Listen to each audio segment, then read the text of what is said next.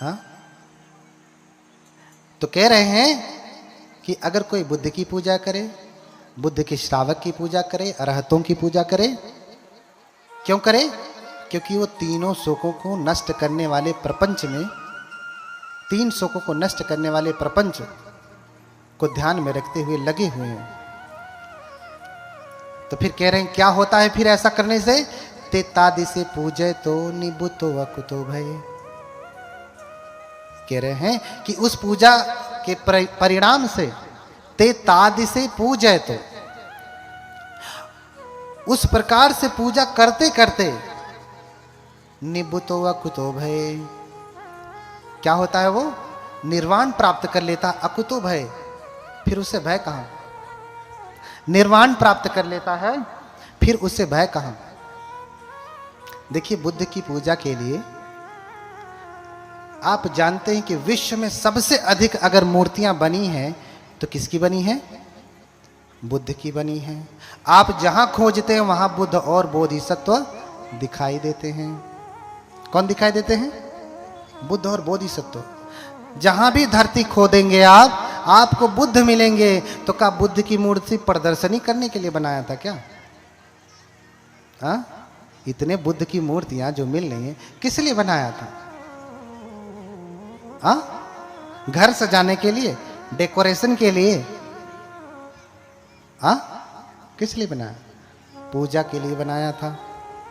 इसलिए बुद्ध की सबसे अधिक पूजा होती रही, होती है और होती रहेगी।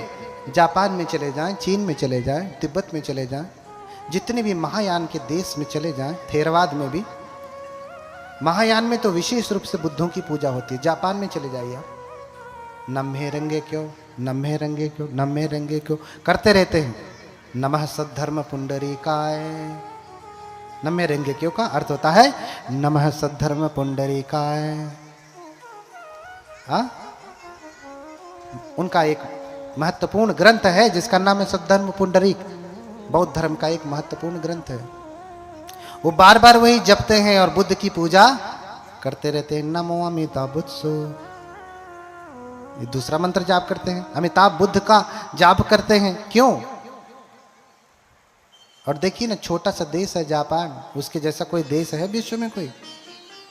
कहते हैं कि जापान की टेक्नोलॉजी सबसे अच्छी होती। उनसे बड़ा वैज्ञानिक हो जाएंगे आप। सठिया गए हैं वो लोग।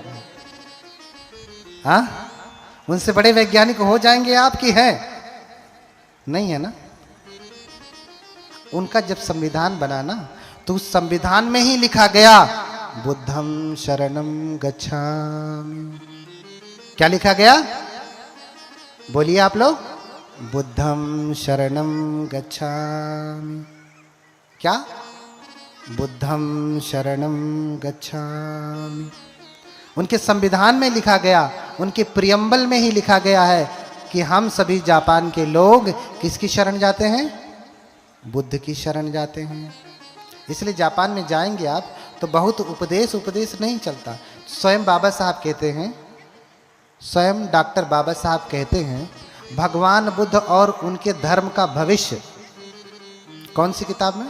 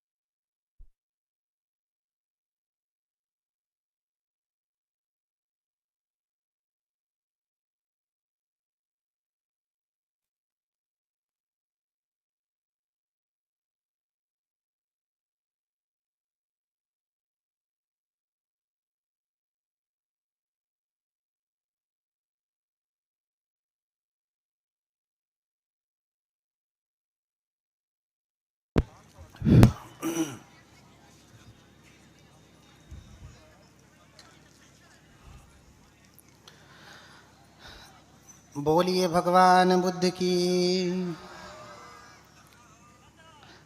बोलिए भगवान बुद्ध की। मैंने कल क्या बताया? बुद्ध के नाम का स्मरण करने से क्या होता है? हाँ हाँ, मुख की शुद्धि होती है। रोज तो गाली गलौज करते हैं, मुख गंदा हो जाता है।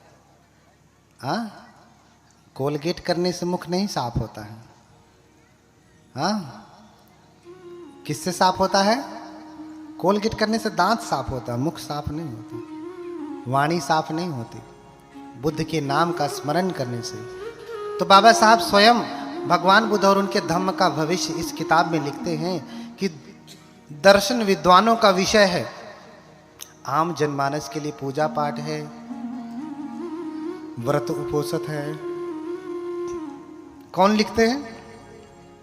डॉक्टर बाबा साहब अम्बेडकर, जिनकी तस्वीर आपने यहाँ पे लगाया है। वो कहते हैं कि दर्शन विद्वानों का विषय है, और विद्वान व्यक्ति दर्शन समझ करके क्या करता है?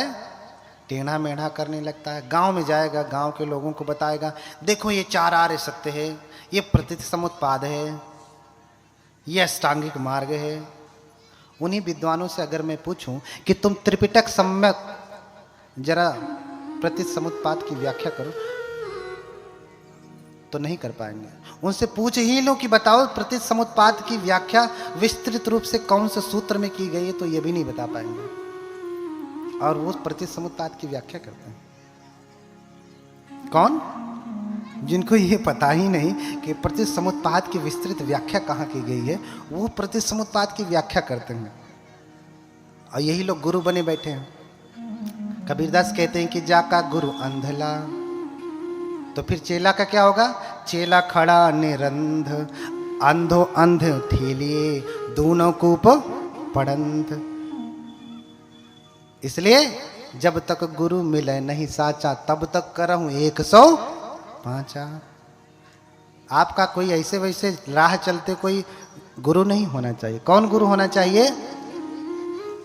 जो धम्मन्यु अथन्यु कालन्यु परिसन्यु संगाम जिनो, ये क्राइटेरिया है आपके गुरु होने की।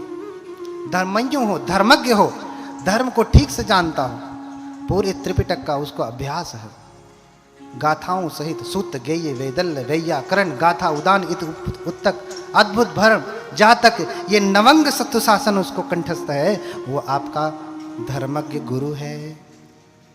अथन्यु सिर्फ पढ़ाई नहीं है, उसके अर्थ की टीका अर्थकथा सहित व्याख्या करने में भी सामर्थ्य है उसका, तब वो क्या है?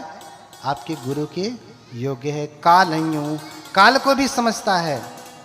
किसी के यहां मरण पड़ा, लोग शोक मना रहे हैं, और पहुंच जाएंगे माइक लगा के, अरे हमारे संविधान में ऐसा हो रहा है, मिलावट हो रही, ये हो रहा, सब कुछ हो रहा है, मैं समझ रहा हूं, लेकिन ये तुम्हारा समय नहीं है कि तुम संविधान की चर्चा करो, उसके घर पे आयो, पहले उसे सांत्वना दो। ये कौन सा व्यक्ति है? परिसंयु, उसे पता होना चाहिए कि तुम्हारी परिषद में कौन कौन से लोग बैठे हैं। इस परिषद में हिंदू भी, मुस्लिम भी, जैन भी, ईसाई भी, पारसी भी, हाँ, बौद्ध भी, सारे लोग बैठे हैं। और वो खड़ा होकर के कहने लगे उनके भगवान ऐसे, उनके भगवान। भैया तुम किसी के भगवान शरणंगतम, हाँ, कितना श्लोक सुनाऊं आपको? तो भगवान की पूजा के बारे में बता रहा था कि ऐसी पूजा करते करते ते दाद से पूजे तो निभुत हुआ कुतो भय, ऐसी पूजा करते करते आपको आपकी सुगति होती है, आप निर्वाण प्राप्त करते हैं। ऐसा क्यों कहा कि पूजा करने से सुगति होती है? आप तो कहेंगे ध्यान करने से सुगति होती है ना, हाँ, आप कहेंगे ध्यान से सुगति होती है। तो इसीलिए मैं कहता हूं भैया समझिए, आप जानते हैं कि भगवान ने सबसे पहला ध्यान का कर्म स्थान क्या बताया है? क्या है? कोई वैज्ञानिक बता दे। हाँ, ध्यान का सबसे पहला कर्म स्थान क्या बताया? ऑब्जेक्ट ऑफ मेडिटेशन क्या बताया? हाँ, गुरु मंत्र क्या बताया? गुरु मंत्र। आप समझ में आया? ध्यान का पहला गुरु मंत्र क्या है? अगर आप ध्यान की, अच्छा ध्यान की कुंजी अभी हमने पूछा कि त्रिपिटक की कुंजी क्या है। अब मैं पूछता हूं कि उस ग्रंथ का नाम बताइए बौद्ध धर्म में जो ध्यान की कुंजी है। बताओ, बताइए। ये कथा लग रही तो बहुत सारे लोग, उनका बड़ा विरोध, ये ऐसे वो वैसे। जो विरोध कर रहे थे वो नहीं आए, जो सहयोग कर रहे थे वो आए। तो उनके लिए भी सुना रहा हूं। आप भी सुनकर के थोड़ा मोड़ा भ्रम हो तो टूट जाए। जिनका भ्रम रहा हो वो सुन रहा हो, नहीं सुन रहा हो तो जैसा है अपना वो वैसा रहे। ध्यान की कुंजी क्या है? विशुद्धि मग्ग है, विशुद्धि मग्ग। ग्रंथ का नाम क्या है? पाली में विशुद्धि मग्गो। ध्यान की कुंजी है, ध्यान के ग्रंथों की कुंजी है।